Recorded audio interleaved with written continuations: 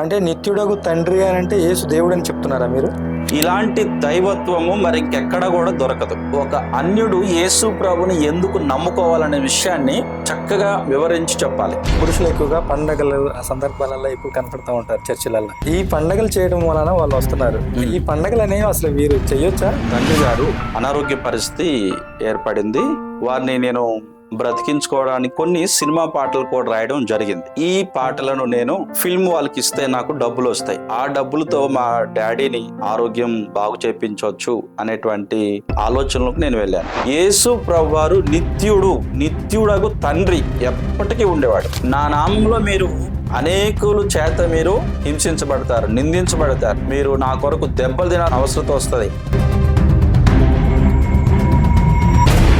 సామాజిక మీడియాలల్లో, YouTube, Facebook అలాంటి వాటిలల్లో క్రైస్తవులను వ్యతిరేకించే అనేకమైన కామెంట్లు, వాటి గురించి మీ అభిప్రాయం ఏంటి? అంటే మరి పౌలు గారి కంటే గొప్ప భక్తులు ఎవరు ఉన్నారు ఈ ప్రపంచంలో? మరి నా బైబిల్ ట్రైనింగ్ లోనే యోనా గ్రంథం టీచ్ చేయడానికి ఒక దైవజనులు వచ్చారు. చాలా చక్కగా వివరించారు ఆ పాస్టర్ గారు. సో అప్పుడు దేవుడు నాతో మాట్లాడాడు. అంటే చాలా డినామినేషన్స్ యేసు దేవుడు కాదు, కుమారుడు, ఒక వ్యక్తిగా లేదంటే ఒక శక్తిగా వచ్చాడు. దేవుడులో బహుళత్వము ఉన్నది అనే సంగతి కూడా దేవుడు తను బయలుపరుచుకున్నాడు. దీన్ని మీరు చివరి ప్రశ్నగా తీసుకోవచ్చు. ఇప్పుడున్న సొసైటీలో మంచి పాస్టర్లు ఉన్నారా? సృష్టి క్రమం దగ్గర నుంచి సంఘం ఎత్తబడేటువంటి వరకు కూడా త్రిత్వ దేవుడుగా, ఏక దేవుడుగా, ఇంగ్లీష్ లో ట్రినిటీ, మారు మనసు పొంది బాప్తిస్మం తీసుకొని రక్షణ అనేది పొందిన తర్వాత అది ఉంటుందా, లేదంటే పోయే అవకాశం ఉందా? ఉపవాస ప్రార్థన చేసామని మనుషులకు కనపరుచుకుంటున్నారు, సభ ద్వారా తెలియపరుస్తున్నారు. ఇంకా ప్రభు ఏమన్నాడంటే అసలు మీరు బహిరంగంగా వద్దు.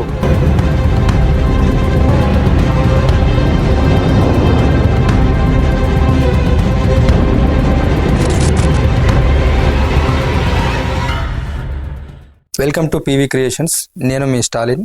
ఈరోజు క్రైస్తవ్యంలో ఉన్న కొన్ని గలిబిలిలో ఉన్న కొన్ని అంశాలని, అదేవిధంగా వేరొక సమాజాలలో ఉన్న క్రైస్తవులలో పాటించే కొన్ని అంశాలలో ఉన్న గలిబిలి అంశాలని చర్చించడానికి ఈరోజు మన ముందు బెరియన్ చర్చ్ నుంచి, అల్వాల్ నుంచి పాస్టర్ సురేష్ గారు మనకు అందుబాటులో ఉన్నారు. ఈయన కొన్ని సంవత్సరాలుగా దేవుని సేవలో ఉంటూ పరిచర్య చేస్తూ ఒక సంఘాన్ని స్థాపించి అక్కడ ఆయన సేవ చేస్తూ ఉన్నారు ఓల్డ్ అల్వాల్లోనే. ఈరోజు సామాజిక మాధ్యమాలలో ఏవైతే క్రైస్తవ్యం గురించి కొన్ని గలిబిలి కలిగిన అంశాలు ఏవైతే ఉన్నాయో వాటి గురించి డీప్ గా చర్చించడానికి, దీని గురించి మేము ఎక్స్ప్లెయిన్ చేస్తాము అని చెప్పి, దీని సరైన అర్థంలో మేము వివరిస్తామని చెప్పి ఈరోజు మన ముందు పాస్టర్ సురేష్ గారు కూర్చున్నారు.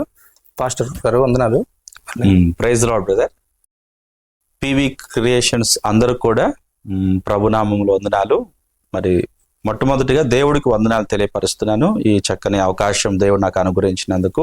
పాస్టర్ గారు థ్యాంక్ యూ. ఈ రోజు ఈ అంశాల గురించి మనం మాట్లాడుకోవడానికంటే ముందుగా, మేము ఇంటర్వ్యూ చేసేటప్పుడు ప్రతిసారి మేము ఆనవాయితీగా అడుగుతున్న అంశం, పాస్టర్లే కానీ విశ్వాసులే కానీ ఎవరైనా కానీ వాళ్ళ సాక్ష్యాన్ని మేము తెలుసుకోవాలనుకుంటున్నాము. మీరు అందరిలాగా, లేదంటే మీ కోణంలో మీరు ఆశీర్వాదాలని కోరి వచ్చిన వారా, లేదంటే స్వస్థతలు కోరి దేవుణ్ణి నమ్మడానికి వచ్చిన వారా? ఏమి కోరి దేవునిలోకి వచ్చారు? ఏమి పొందుకున్నారు మీరు? మీ సాక్ష్యం ఏంటి? ఓకే, సో మొట్టమొదటిగా మరి నా పేరు కొమ్ము సురేష్. మాది ఖమ్మం జిల్లాలోని తిమ్మినేనిపాలెం గ్రామము. సో మా తల్లిదండ్రులు, మా తాతగారు వాళ్ళందరూ కూడాను క్రైస్తవ కుటుంబీకులే, కానీ ప్రభువులో అంత పరిపూర్ణంగా ఎరిగినటువంటి వ్యక్తులైతే కాదని నేను చెప్పగలను. అలాంటి సందర్భంలో మరి నా జీవితము 10th క్లాస్ వరకు కూడా నేను ఖమ్మం ప్రాంతంలో చదువుకోవడం జరిగింది. ఆ తర్వాత ఇంటర్మీడియట్కి నేను ఖమ్మంలోని శారదా కాలేజ్లో నేను జాయిన్ అయ్యాను. ఆ సమయంలో మా తండ్రి గారు అనారోగ్య పరిస్థితి ఏర్పడింది. వారి యొక్క అనారోగ్య పరిస్థితిలో మరణకరమైన పరిస్థితిలో వారు ఉన్నారు. ఆ సందర్భంలోని వారిని నేను బ్రతికించుకోవడానికి ఒక మనీ కొరకు ఏదైనా పని చేయాలి అనేటువంటి ఒక తపన, ఆలోచన నాకు వచ్చింది. అలాంటి సందర్భంలో మరి అప్పటికి నా వయసు 17-18 సంవత్సరాలు. మరి 17-18 సంవత్సరాల్లో ఇంటర్మీడియట్ చదువుకున్న నాకు ఇన్కమ్ సోర్స్ అనేది ఏమీ లేదు. అయితే అప్పటికే నాకు ఉన్నటువంటి ఒక చిన్న తలాంత ఏంటంటే, నేను చిన్న కవితలను, చిన్న పాటలను మరి రాసేటువంటి టాలెంట్ నాకున్నది. అయితే చిన్నప్పటి నుంచి నేను దేవుణ్ణి ఎరుగుతూ దేవుని సన్నిధిలో మరి ఎదుగుతున్న వ్యక్తిని అయినప్పటికీ కూడాను ఒక సాధారణమైనటువంటి ఒక యవనస్తుడికి ఎలాగైతే ఏ విషయాలైతే మరి ఆశలు, తలంపులు, ఉద్దేశాలు ఉంటాయో ఆ ఉద్దేశాలు నాకు కూడా ఉన్నాయి. ఆ ఉద్దేశంలోనే మరి నేను కొన్ని సినిమా పాటలు కూడా రాయడం జరిగింది. ఈ టైంలో నాకు గుర్తొచ్చినటువంటి విషయం ఏంటంటే, ఈ సినిమా పాటలు దరిదాపు ఒక 30 నుంచి 40 పాటలు నేను రాయడం జరిగింది. మరి నేను ఏమనుకున్నానంటే, ఈ పాటలను నేను హైదరాబాద్ వెళ్ళి అక్కడ మరి నేను ఈ ఫిల్మ్ వాళ్ళకి ఇస్తే నాకు డబ్బులు వస్తాయి, ఆ డబ్బులతో మా డాడీని నేను కాపాడుకోవచ్చు, ఆరోగ్యం బాగు చేయించవచ్చు అనేటువంటి ఆలోచనలకు నేను వెళ్ళాను. కానీ మరి అక్కడికి వెళ్ళాలి అనేది నాకు తెలియదు, ఎలా వెళ్ళాలో ఏం చేయాలనేది నాకేం కూడా అర్థం కాని పరిస్థితి. ఎందుకంటే అదంతా వెళ్ళాలంటే హైదరాబాద్ ఎక్కడో పెద్ద పెద్ద డైరెక్టర్స్ దగ్గరికి, మ్యూజిక్ డైరెక్టర్ దగ్గరికి వెళ్ళాలి. సో ఇవన్నీ నాకు తెలియని విషయాలు. కానీ ఒకటి తెలిసి ఏంటంటే హైదరాబాద్కు వెళ్ళాలని. సో ఈ తరుణంలో మరి మా బావగారు, ఆయన పేరు బివి రత్నం గారు, సో వారు నాకు చెప్పినటువంటి ఆలోచన ఏంటంటే, నేను భక్తిపరుడుగా ఉన్నాను కాబట్టి, సో చక్కగా ఆత్మీయుడిగా ఉన్నాను. ఈ పరిస్థితుల్లో మరి వారికి తెలిసినటువంటి ఒక బైబిల్ ట్రైనింగ్ సెంటర్ జరుగుతూ ఉంది హైదరాబాద్లోని. వారు నన్ను సంప్రదించి, ఇలాగ ఒకటి జరుగుతుంది, మరి నీకు ప్రభు ప్రేరేపిస్తే నువ్వు వెళ్తావా అని వారు నాకు ఒక అవకాశం తెలియపరిచారు. ఓకే. ఆ సందర్భంలో నేను హైదరాబాద్ అనే ఒక మాట మాత్రం నాకు బాగా నచ్చింది. సో ఎందుకంటే అక్కడికి వెళ్ళిన తర్వాతే నేను నా యొక్క కోరిక ఏదైతే ఉందో, నా యొక్క ఉద్దేశాలు నేను నెరవేర్చుకోవాలని నేను సరే అని ఒప్పుకొని ఇక్కడికి హైదరాబాద్ రావడం జరిగింది. సో నేను, నాతో పాటు ఇంకొక 2-3 బయలుదేరి హైదరాబాద్ రావడం జరిగింది. ఆ తర్వాత బైబిల్ ట్రైనింగ్ సెంటర్లో మరి క్లాసులు ప్రారంభం అవుతున్నాయి, మరి నడుస్తూనే ఉన్నాయి. కానీ నా దృష్టి అంతా కూడాను ఈ సినిమా పాటలు. ఎందుకంటే ఆ ట్రైన్ ఖమ్మం నుండి హైదరాబాద్, సికింద్రాబాద్ దిగే లోపే ఒక 2 పాటలు రాశాను మళ్ళీ అక్కడే. సో అలాగునే నా యొక్క కోరిక లోపల ఇంకెక్కువైపోయింది. ఎలాగైనా నేను ఒక మంచి ఆర్టిస్ట్గా, ఒక లిరికిస్ట్గా, మరి దేవుని పని మీదని ఇక్కడికి వస్తున్నాను, కానీ నా పని వేరే ఉంది. అలాగూ నేను హైదరాబాద్ వచ్చి మరి ఒక 3 నెలలు గడిచిపోయింది బైబిల్ ట్రైనింగ్ సెంటర్లో. అయితే అక్కడ ఉన్న అందరిని అడుగుతున్నాను, ఎక్కడ మరి ఈ ఫిల్మ్ వాళ్ళు ఉంటారు, ఎక్కడ ఇదంతా జరుగుతుందని అడిగితే, అప్పుడు నా వయసు 17-18 సంవత్సరాలే కనుక వాళ్ళు చాలా చిన్నోని కాబట్టి వాళ్ళు తెలుసుకోవాలని కోరిక అనుకుంటా వీడికి అనుకొని చాలా లైట్కి తీసుకున్నారు నన్ను. ఆ టైంలో మాకు సాటర్డే రోజు ఖాళీ ఉంటుంది. ఆ సాటర్డే రోజు నేను సువార్త ప్రకటించగానే మమ్మల్ని బయటికి పంపిస్తారు. బయటికి పంపించే తరుణంలోని ఒక సాటర్డే రోజు నేను ఎక్కడైతే ఫిల్మ్ తీసే వాళ్ళు ఉంటారో, ఫిలిం నగర్ అనుకుంటుంది, ఫిలిం నగర్, అక్కడికి వెళ్ళి నేను అందరిని చూద్దామని వెళ్ళాను. కానీ అక్కడ ఎవరు లేరు. కొన్ని సినిమా యాక్టర్స్ యొక్క ఇల్లులు, వారి యొక్క బిల్డింగ్స్ మాత్రమే కనపడ్డాయి. ఇంకా అక్కడ నుంచి మళ్ళీ సాయంత్రం లోపు రావాలి కనుక మళ్ళీ వచ్చేసాను నేను. సో ఇలాగున నా కోరిక లోపల ఎక్కువైపోతుంది. మా నాన్నగారికి బాగలేదు, నా పరిస్థితి ఏమో ముందుకు వెళ్ళలేని తెలియని పరిస్థితి.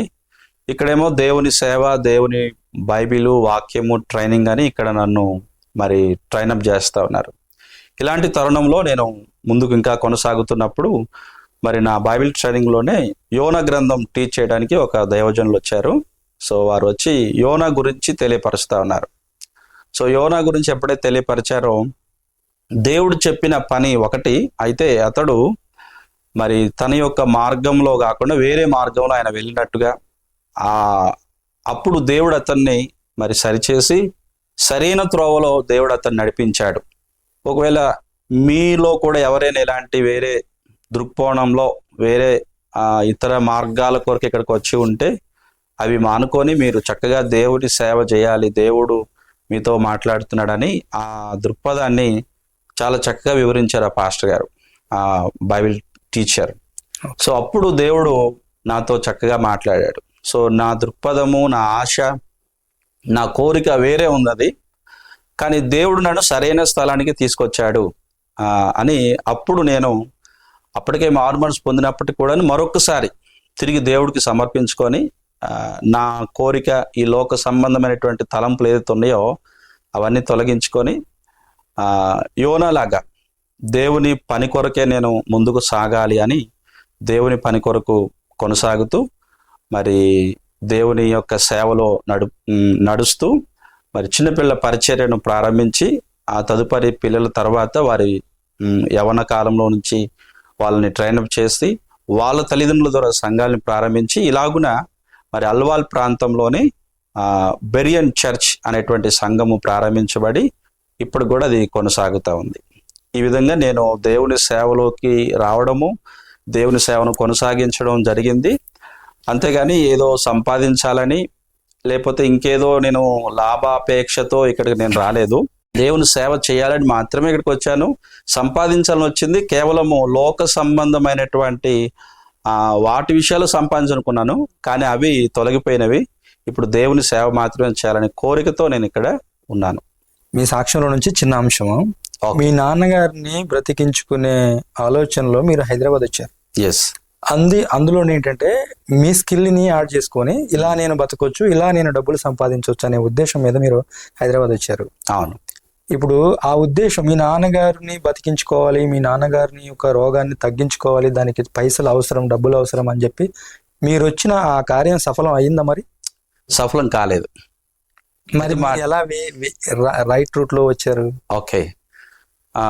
అయితే నేను పరిచర్లో ఉన్నాను కాబట్టి అందరూ ఇదే అనుకుంటారు. నేను పరిచర్లో నమ్మకంగా కొనసాగుతున్నా కాబట్టి అక్కడ మా డాడీ స్వస్థత పొంది మంచిగా ఆరోగ్యం అయ్యి ఇప్పుడు ఉన్నారేమో అని అనుకుంటారు చాలా మంది. కానీ అది జరగలేదు. అక్కడ నేను ట్రైనింగ్లోనే ఉన్నాను. ఇంకా ట్రైనింగ్ ఒక 6 months ఉంది. ఆ లోపే నాకు వచ్చిన వార్త ఏంటంటే మీ డాడీ గారు చనిపోయారు అనే వార్త మా కోఆర్డినేటర్ గారు అయినటువంటి జాన్సన్ పాల్ గారు నాకు తెలియపరిచారు. సో ఆ టైంలో నాకు డైరెక్ట్ చెప్పకుండా నువ్వు ఇంటికి వెళ్ళని చెప్పారు మా సార్ నిజానికి. సో అలా నేను ఇంటికి వెళ్ళి చూసేలోపు మా డాడీ గారు చనిపోవడం, మా బంధువులు స్నేహితులు అందరు రావడం నేను అక్కడ చూశాను. సో ఆ సమాధి కార్యక్రమానికి ఉండి ఒక 10 days వరకు కూడా అక్కడే ఉండి కుటుంబాన్ని కాస్త బలపరిచి మళ్ళీ తిరిగి వచ్చి ట్రైనింగ్ చేసి మళ్ళీ నేను దేవుని సేవలో కొనసాగడం జరిగింది. అయితే ఇక్కడ ప్రభు నేను కూడా చాలాసార్లు ఎలాగనుకున్నాను, ప్రభు నేను ఈ సేవలో ఉన్నాను కదా, మరి మా డాడీని స్వస్థపరిస్తే బాగుండేది అని నేను కూడా మనసులో ఒక సాధారణ వ్యక్తిగా అలాగే అనుకున్నాను. కానీ దేవుడు నాకు ఇచ్చేటువంటి ఆన్సర్ ఏంటంటే, నాకు అనిపించింది ఏంటంటే, ఒకవేళ నేను డబ్బులు సంపాదించి ఒకవేళ మా డాడీకి ఇచ్చినా మా డాడీకి ఉన్నటువంటి ఆ రోగాన్ని బట్టి మా డాడీ చనిపోయేవాడే. ఒకవేళ దేవుని సేవలో ఉన్నంత మాత్రాన ఆయన బాగవుతాడు అనేమి ఆ కారణం ఏమి కాదు. ఒకవేళ మా డాడీ బాగు కావచ్చు, బాగు కాకపోవచ్చు, కానీ మా డాడీ బాగు కావాలని నేను సేవలోకి రాలేదు కదా. నేను దేవుని పరిచర్య చేయాలనే సేవలోకి వచ్చే తప్ప మా డాడీ బాగైతే నేను సేవ చేస్తానని అది కాదు నా కోరిక. కాబట్టి అది ఆయనకున్నటువంటి అనారోగ్య పరిస్థితులు, అది ఆయన యొక్క మా డాడీ గారి యొక్క అనారోగ్య బలహీనత తప్ప అది నా జీవితానికి దానికి ముడిపెట్టడం అనేది సంబంధం లేనటువంటి ప్రశ్న. ఓకే అండి. ఇప్పుడు అదే అంశం మీద మీరు ఆ రైటింగే రాసుకుంటూ, ఆ కథలే రాసుకుంటూ, లేదంటే ఆ పాటలే రాసుకుంటూ మీరు అటు సినీ ఫీల్డ్లోకి వెళ్తే చాలా లక్షల కోట్లు సంపాదించేవాళ్ళు కదా.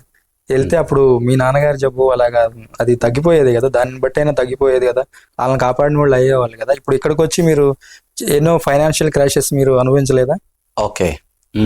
ఒకవేళ అలాగే నేను వెళ్ళి ఉంటే నిజానికి ఒకవేళ సంపాదించేవాడినేమో, కానీ దేవుని వాక్యాన్ని బైబిల్ ట్రైనింగ్లో నేను విన్నటువంటి సువార్త, దేవుని సేవ యొక్క భారము, ఆత్మల యొక్క రక్షణ యొక్క ప్రాముఖ్యత తెలుసుకున్న నేను ఇవి అంత ప్రాముఖ్యమైనది కాదు, ఈ లోక సంబంధమైన ధనము ప్రాముఖ్యమైనది కాదు, కానీ ఆత్మల రక్షణ, ఒక వ్యక్తి యొక్క రక్షణ యొక్క ప్రాముఖ్యత ఎంత గొప్పదో అర్థమైంది కాబట్టి అవి చాలా చిన్నవి అనిపించింది. అందుకొరకే నేను దేవుని సేవ కొరకు మాత్రమే ప్రాధాన్యత ఇవ్వడం జరిగింది. అంటే మీకున్న స్కిల్ని వదిలిపెట్టుకొని మీరు కొన్ని ఫైనాన్షియల్ క్రైసిస్ అనుభవించారని మా టీం ద్వారా మేము తెలుసుకున్నాం మీ గురించి. అందులో మీరు నీళ్లు దాగి బ్రతికిన సిచ్యువేషన్ నుంచి మీరు అలా నడుచుకుంటూ వస్తున్నారు. ఎందుకు అంత కష్టపడుకుంటా ఇందులో ఈ బేస్లో ఎందుకు నడవాలి అలాగా? ఓకే. సో నీళ్లు దాగే అంత కష్టపరిస్థితి అయితే నాకు ఎప్పుడు రాలేదు నిజానికి. సో కొన్నిసార్లు నేను అనుకున్నవన్నీ నాకు దొరకలేదేమో, కానీ దేవుడైతే ఏం తక్కువ చేయలేదు. తినడానికి తిండి, కట్టుకోవడానికి బట్టలు, ఉండడానికి ఒక ఇల్లు అయితే ఇచ్చాడు. అయితే నా అవసరతలన్నీ దేవుడు తీర్చాడు. సో నేను ఇంకా అనుకున్న ఏదైతే ఇంకెక్కువ ఉంటాయో వాటిని నేను కొంచెం సంపాదించుకోలేకపోయాను, అంతే తప్ప ఆ దేవుడు అంతగా దీన స్థితిలో అయితే నేను ఎప్పుడూ లేనని అయితే చెప్పగలుగుతాను. రైట్, మనం మెయిన్ విషయంలోకి వెళ్దాం. ఇప్పుడు క్రైస్తవంలో ఉన్న అనేకమైన వ్యతిరేక భావజాలాలు కలిగిన అంశాలు మనకి కొన్ని ఉన్నాయి. ఇప్పుడు సామాజిక మీడియాలో కూడా చాలా వైరల్ అయిపోతున్నాయి. ఇప్పుడు రానున్న క్రైస్తవంలోకి రావాలి అనుకున్న కొంతమంది కొన్ని సమాజాల వాళ్ళు కూడా అరే ఇది ఇలా మనం ఎలా వెళ్తాం, అది అలా మనం ఎలా వెళ్తాం అనే ధోరణిలో ఉంటున్నారు. వాటికి కొన్ని అంశాలు ఉన్నాయి. ఆ అంశాలను మనం ఇప్పుడు డిస్కషన్ చేద్దాం. మొదట ఓకే, యేసు క్రీస్తు గురించి తీసుకుంటే ఆయన నిత్యుడా? ఎందుకు ఆయన పర్మనెంట్ ఎటర్నల్ అయ్యాడు? ఓకే, సో యేసుక్రీస్తు ప్రభువారు నిత్యుడా అనేటువంటి టాపిక్ ఇప్పుడు నిజంగానే వైరల్ అవుతా ఉంది. ఏ న్యూస్ ఛానల్లో అంటే క్రైస్తవ మీడియాలో చూస్తే తప్పకుండా ఇదే టాపిక్ వస్తూ ఉంది. ఆయన నిత్యుడా, లేకపోతే ఆయన పుట్టినవాడా, లేకపోతే ఆయన ఎప్పటి నుండి ఉన్నవాడు అనేది చాలా మంది అడుగుతారు. ఇంకా సాధారణంగా ఉన్నటువంటి జనం అయితే ఆయన 2000 సంవత్సరాల నుండి ఉన్నవాడే కదా అని సాధారణమైనటువంటి వ్యక్తులు అడుగుతున్నారు. క్రైస్తవ పేరు చెప్పుకొని క్రైస్తవంలో ఉన్న వాళ్ళు ఒక సంబంధమైనటువంటి గ్రూప్ అయితే, కొంతమంది ఏమో ఆయన పరలోకంలో పుట్టాడు అని కొంతమంది తెలియపరుస్తూ ఉన్నారు. అయితే దేవుని వాక్యానుసారంగా మన వాక్యాన్ని అర్థం చేసుకుంటే ఆయన నిత్యుడు అనేటువంటి మాటనే మనం వాక్యంలో చదువుతాము. అది మనం యెషయా గ్రంథంలో ఉన్నటువంటి 9వ అధ్యాయము 6వ వచనంలో మనం చూస్తే అందులోనే చాలా వాటికి జవాబులు దొరుకుతాయి. ఆయన దైవత్వం గురించి కావచ్చు, నిత్యత్వం గురించి కావచ్చు, ఆయన ఎవరు అనే సంగతి అన్ని కూడాను ఆ వచ్చిన భాగంలోనే చాలా క్లియర్గా రాసిపడింది. అందులో ఒక మాట ఏంటంటే, యేసు ప్రభువారు గురించి రాయబడిన మాట ఏంటంటే నిత్యుడగు తండ్రి, అంటే నిత్యుడుగా ఉన్నటువంటి తండ్రి. సో మరి యెషయా గారికి మరి ఎలా ఈ విషయం తెలిసింది, యెషయా గారు ఎలా రాయగలిగారు ఇది అంటే పరిశుద్ధాత్మ దేవుడే రాపించాడు. మరి పరిశుద్ధాత్మ దేవుడు తప్పుడుగా ఆ పదాన్ని రాపిస్తాడా అని మనం ఆలోచన చేస్తే తప్పుడుగా ఏం రాలేదు. పరిశుద్ధాత్మ దేవుడు యెషయా గారి ద్వారా కరెక్ట్ వర్డే రాపించాడు. యేసు ప్రభువారు నిత్యుడగు తండ్రి, ఎప్పటికీ ఉండేవాడు. ఒకవేళ మధ్యలో ఆయన పుట్టిన వాడైతే నిత్యుడు అనే పేరు అక్కడ మెన్షన్ చేయడానికి వీలు లేదు. కాబట్టి తండ్రి ఎప్పటి నుండి ఉన్నాడో కుమారుడు కూడా అప్పటి నుండే ఉన్నాడు, పరిశుద్ధాత్ముడు కూడా అప్పటి నుండే ఉన్నాడు. కాబట్టి యేసుక్రీస్తు నిత్యుడు అనే మాట బైబిల్ అంతటా కూడా మనకు చక్కగా వివరిస్తుంది. దీని గురించి ఇంకెవరైనా వాళ్ళు బోధిస్తున్నట్టయితే అది వాళ్ళు ఊహలో నుంచి పుట్టిందే తప్ప అది సరైన బోధ కాదని మరి దేవుని వాక్యం సెలవిస్తా ఉంది. వాటికి వాళ్ళు రిఫరెన్స్ చూపిస్తున్న సందర్భాలు కనిపిస్తున్నాయి మనకి. వాటికి కూడా ఓకే, 8వ సామెతల గ్రంథం 8వ అధ్యాయంలో నుంచి మరి కొంతమంది చెప్తా ఉన్నారు. దానికి కూడా చాలా మంది జవాబులు ఇచ్చారు. అక్కడ మాట్లాడుతుంది జ్ఞానము నేను అక్కడ ఉన్నాను అనేటువంటి బోధ, జ్ఞానము తన గురించి మాట్లాడుతూ, అంటే జ్ఞానము మాట్లాడితే అంటే దాన్ని ఏమంటారు అంటే ఒక పోలికగా, లేకపోతే ఒక మాట్లాడితే ఎట్లా ఉంటుంది అనే దాన్ని వివరిస్తూ కవి కొన్ని వాటిని ఉపయోగించి మాట్లాడుతుంటాడు కదా, ఆ విధంగా జ్ఞానము మాట్లాడుతుంది. అప్పటి నుండి నేను ఉన్నాను, అప్పుడు పుట్టాను అనే మాట తెలియపరచబడడం జరుగుతుంది తప్ప యేసు ప్రభువారు అక్కడ ఉన్నది అనేది సరైనటువంటి బోధ కాదు. అంటే మీరు ఇప్పుడు యేసు ప్రభు నిత్యుడగు తండ్రి అని చెప్తున్నారు. అవును, అంటే నిత్యుడగు తండ్రి అని అంటే యేసు దేవుడు అని చెప్తున్నారా మీరు? అవునండి, యేసు క్రీస్తు వారు దేవుడు అని నేను చెప్పట్లేదు. బైబిల్ సారం అంతా కూడాను యేసు ప్రభు దేవుడు అని చెప్తుంది. సో అది సంఘము ఒప్పుకున్న దాన్ని. సో పాత నిబంధన నుంచి ప్రారంభ వచనంలో నుంచి మొదలుకొని కూడా మనం చూస్తే యేసు దేవుడనే మనకి తెలియపరచబడుతుంది. అంటే చాలా డినామినేషన్స్ యేసు దేవుడు కాదు, కుమారుడు, ఒక వ్యక్తిగా లేదంటే ఒక శక్తిగా వచ్చాడు ఇలా చెప్తున్నారు కదా. యేసు దేవుడు అనే ఆ స్టేట్మెంట్ వాక్యం రిఫరెన్స్ లో ఏమన్నా ఉన్నదా? యేసు ప్రభువారు దేవుడా అనేటువంటి ప్రశ్నకు జవాబు నా సొంత మాటల్లో కాకుండా దేవుని వాక్యంలో ఏముందో అదే వాక్య భాగాన్ని నేను బైబిల్లో నుంచి తీసి మరి చదివించాలని నేను ఆశపడుతున్నాను. ఒకసారి మనం బైబిల్ ఓపెన్ చేసి చెప్పండి సార్. బైబిల్లో నుంచి వాక్యాన్ని నేను పంచుకుంటాను. యోహాను సువార్త 1వ అధ్యాయం 1వ వచనంలో మనం చదివితే, ఆది యందు వాక్యముండెను, వాక్యము దేవుని యొద్ద ఉండెను, వాక్యము దేవుడై ఉండెను. వాక్యము దేవుడై ఉండెను. కనుక ఇక్కడ వాక్యం అంటే ఊరికే ఎప్పుడో ఉన్నది వచ్చింది కాదు, వాక్యము దేవుడై ఉండెను. ఇంకా క్లారిటీ చదవాలంటే మనము 14వ వచనం చూస్తే, ఆ వాక్యము, సో ఇక్కడ ఏం మిస్ కావడం లేదు, ఆ ఆదిలో ఉన్నటువంటి ఆ వాక్యమే ఇప్పుడేం జరుగుతుందంటే ఆ వాక్యము శరీరధారి అయి. ఎవరు శరీరధారి అయింది? యేసుప్రభు. యేసుప్రభు ఎవరని చెప్తుండ్రు? వాక్యము. ఆ వాక్యమే శరీరధారి అయి కృపా సత్య సంపూర్ణుడుగా మన మధ్య నివసించెను. తండ్రి వలన కలిగిన అద్వితీయ కుమారుని మహిమ వలె మనము ఆయన మహిమను కనుగొంటిమి. సో ఇక చాలా క్లియర్గా యోహాన్ గారు చక్కగా రాస్తున్నారు ఏంటంటే, యేసు ప్రభువారు దేవుడు, ఆయన శరీరం రూపంగా ఇక్కడికి వచ్చాడు అనే మాట మనం చూస్తాం. అంత మాత్రం ఇంకా క్లియర్గా చెప్పాలంటే 1 యోహాను మరి పత్రిక 5వ అధ్యాయము 20వ వచనం కూడా మనం ఒకసారి చూస్తే,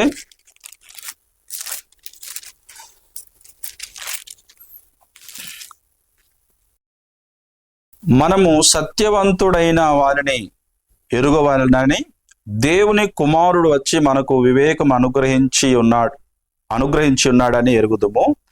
మనము దేవుని కుమారుడైన యేసుక్రీస్తు నందున్న వారమై సత్యవంతుని ఎందున్నాము. ఈ సత్యవంతుడి గురించి ఇంకా క్లియర్గా ఏం చెప్తుంటే, ఆయనే నిజమైన దేవుడు, ఆయనే నిజమైన దేవుడు. ఇంకా చెప్పాలంటే నిత్య జీవమునై ఉన్నాడు. యేసుప్రభువారు ఎవరంటే నిత్య జీవమునై ఉన్నాడు.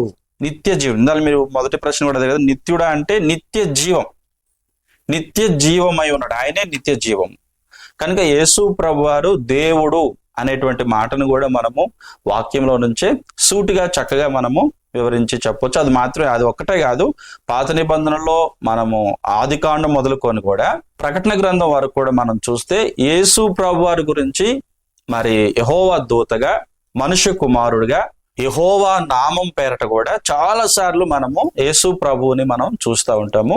అయితే ఆయన దేవుడుగా మాట్లాడిన సందర్భాలు కూడా ఉన్నాయి. ఆయన దేవుడుగా తనను తాను ఉటంకించుకున్నటువంటి సందర్భాలు కూడా ఉన్నాయి. ఒకసారి యేసు ప్రభువుని అక్కడ ఉన్నటువంటి శాస్త్రులు పరిశీలు కూడా చెప్పేది ఏంటంటే, నువ్వు మనుషుడు అయి ఉండి నువ్వు దేవునివని, దేవునితో సమానుడుగా మీరు చెప్పుకుంటున్నారు అని కూడా వాళ్ళు కూడా నేరారోపణ కూడా చేశారు. కనుక ఇంకా డైరెక్ట్ చెప్పాలంటే, మీరు ఎవరైతే దేవుడు అని చెప్తున్నారో అంటే ఆ శాస్త్ర పరిశీలన అంటున్నాడు, ఆ తండ్రియే నన్ను మహిమపరుచుచున్నాడు అని యేసు ప్రభువారే స్వయంగా చెప్పుకున్నారు. కాబట్టి ఆయన దేవుడు అనేటువంటి కాన్సెప్ట్ మనం బైబిల్లో మనం చక్కగా చదవగలుగుతాం, చూడగలుగుతాం. దేవుడు ఒక్కడేనండి? దేవుడు ఒక్కడే. దేవుడు ఒక్కడే అన్నారు. ఓకే. ఇందాక మీరు చెప్పిన 2 విషయాల మీద దేవుడు నిత్యుడగు తండ్రి అన్నారు. అవును. ఆ విషయాన్ని పరిశుద్ధాత్మ దేవుడు రాపిచ్చిండు అన్నారు. అవును. ఇప్పుడు కుమారుడు ఆయనే దేవుడు అని అంటున్నారు. అవును. ఇదేంటి, ఈ గలిబిలి ఏంటి? ఓకే. సో బైబిల్ మొత్తం మనం దేవుడు అక్కడే అని బైబిల్ అంత సారం అదే చెప్తుంది. అయితే అదే దేవుడులో బహుళత్వము ఉన్నది అనే సంగతి కూడా దేవుడు తను బయలుపరుచుకున్నాడు. అంటే దేవుడు ఒకే దేవుడు, తను బహుళత్వం కలిగినటువంటి దేవుడు. ఇది మానవ రూపకంగా ఒక ఏదైనా వస్తువును చూపించో లేకపోతే మరి ఏదో చూపించి నేను దీన్ని అర్థం చేయించడానికి వీలు పడదు. అయితే ఒక దేవుడే తండ్రిగా, కుమారునిగా, పరిశుద్ధాత్మ దేవుడిగా తనను తాను బయలుపరచుకున్నాడు. సో ఇది ఇలాంటి దైవత్వము మరి ఇంకెక్కడ కూడా దొరకదు. ఇది అన్యులలో లేకపోతే రకరకాల దేవుళ్ళు అనబడేటువంటి చాలా కాన్సెప్ట్ లోకంలో ఉన్నవి. అయితే అక్కడ ఎక్కడా దొరకినటువంటి విధముగా బైబిల్లో ఉన్నటువంటి దేవుడు చాలా చక్కగా ఏమనుకుంటాడంటే, తనలో దైవత్వములో 3 ఉన్నారు అనేటువంటి విషయాన్ని చక్కగా మనకు బైబిల్ వివరిస్తుంది. తండ్రిగా ఉన్నాడు, కుమారుడుగా, పరిశుద్ధాత్ముడుగా మరి బైబిల్లో ఉన్నటువంటి దేవుడు కనబడుతున్నాడు. ఇదే మరి వాక్యం అంతా కూడా మనం చూస్తా ఉన్నాం. బైబిల్ త్రిత్వాన్ని బోధిస్తుంది అంటున్నారు అట్టయితే? అవును బ్రదర్. దేవుని వాక్యంలో మరి మొదటి నుండి ఆది కాండం నుంచి కూడా ప్రకటన గ్రంథం వరకు కూడా మనం చూస్తే త్రిత్వాన్ని మరి బైబిల్ బోధిస్తూ ఉంది. సృష్టి క్రమం దగ్గర నుంచి సంఘం ఎత్తబడేటువంటి వరకు కూడా సంఘము మరి ఎత్తబడేంత వరకు కూడాను త్రిత్వ దేవుడుగా, ఏక దేవుడుగా, ఇంగ్లీష్లో ట్రినిటీ అనము వాక్యాన్ని సంబోధిస్తాము. బైబిల్లో ఉన్న దేవుడు త్రిత్వ దేవుడుగా మనకి కనబడుతున్నాడు. ఇది ఇంకా మనం క్షుణ్ణంగా పరిశీలించాలంటే చాలా పెద్ద సబ్జెక్ట్ ఇది. కనుక మనము ఇది ఒక మాటలతో ఒక ఎపిసోడ్లో కూడా అయ్యే పని కాదు. కనుక దీని గురించి పూర్తి వివరణ ప్రభు చిత్తం అయితే మరొకసారి మనం మాట్లాడుకుందాం. ఇప్పుడు ఈ త్రిత్వంలోని పరిశుద్ధాత్మ దేవుడు, కుమార దేవుడు, అవును, అలాగే తండ్రి దేవుడు అంటున్నారు కదా. అవును. ఇందులో ఆరాధన ఎవరికి వర్తిస్తుంది? ఆరాధన ఎవరు అర్హులు అందులో? ఓకే, తండ్రి అయిన దేవుణ్ణి ఆరాధించారు అనే వాక్యాన్ని మనం చూడొచ్చు. అలాగే యేసు క్రీస్తు కూడా ఆరాధనకు యోగ్యుడుగానే మనం బైబిల్లో మనం చూస్తాం. ఉదాహరణకు మనం చూస్తే యేసు ప్రభు పుట్టినప్పుడు, ఆయన పెరిగినప్పుడు కూడా కాదు, ఆయన పుట్టుకలోనే తూర్పు దేశపు జ్ఞానులు వచ్చి వాళ్ళు చెప్పే మాట ఏంటంటే, మేము ఆయనను పూజించుటకు వచ్చాం లేదా ఆరాధించడానికి వచ్చాం అని వాళ్ళు కూడా చెప్పిన సందర్భం ఉంటుంది. అలాగే ప్రకటన గ్రంథంలో కూడా మనం చూస్తే అక్కడ పెద్దలు, దూతలు అందరూ కూడాను యేసు ప్రభుని ఆరాధించినట్లుగా మనం చూస్తాం. కాబట్టి యేసు క్రీస్తు ఆరాధనకు యోగ్యుడు అని కూడా మనము సంపూర్ణంగా మనం బైబిల్ యొక్క కొలమానంలో చెప్పవచ్చు. అయితే ప్రార్థన అనేది మనం ఎవరి ద్వారా ఎలా చేయాలి, ఎవరికి చేయాలి ప్రార్థన అనేది? ఓకే, యేసు ప్రభుని అడిగారు శిష్యులు, తండ్రి మాకు ప్రార్థన నేర్పించు అన్నప్పుడు ఆయన ఒక ఆర్డర్ చెప్పారు, నా నామంలో మీరు తండ్రిని అడగండి, తండ్రి మీకు అనుగ్రహిస్తాడు అనే వాక్యం కూడా మనం చూస్తాం. కాబట్టి యేసుక్రీస్తు నామంలో తండ్రికి మనము ప్రార్థన చేయాలి. పరిశుద్ధాత్మ యొక్క సహాయంతో మనము ప్రార్థన చేయవచ్చు. ఇప్పుడు యేసు వారు మరియమాతకి కన్యగా ఉన్నప్పుడే పుట్టారు. పరిశుద్ధాత్మని వరం వల్ల ఆయన పుట్టారు, కన్యక గర్భంలో ఉన్నారని చెప్తారు. అవును. అటు తర్వాత యేసు పుట్టిన తర్వాత మరియకి, యేసేపుకి పిల్లలు ఉన్నారా? సంతానం ఉన్నదా? యేసు ప్రభువు పుట్టిన తర్వాత మనం వాక్యంలో చూస్తే మత్తయి సువార్త 6వ అధ్యాయము 3వ వచనంలో మనం వాక్యాన్ని గమనిస్తే అక్కడ నేను చెప్పే జవాబు కాదు దానికి, యేసు ప్రభువారితో పాటు ఉన్నటువంటి టైంలో, యేసు ప్రభుతో పాటు ఉన్నటువంటి ఆ జన సమూహంలో చెప్పినటువంటి మాటలు ఏంటంటే, ఒకసారి ఒక వాచిన భాగాన్ని నేను చదివి వినిపిస్తాను. మార్కు సువార్త 6వ అధ్యాయము 3వ వచనం చదువుతాను.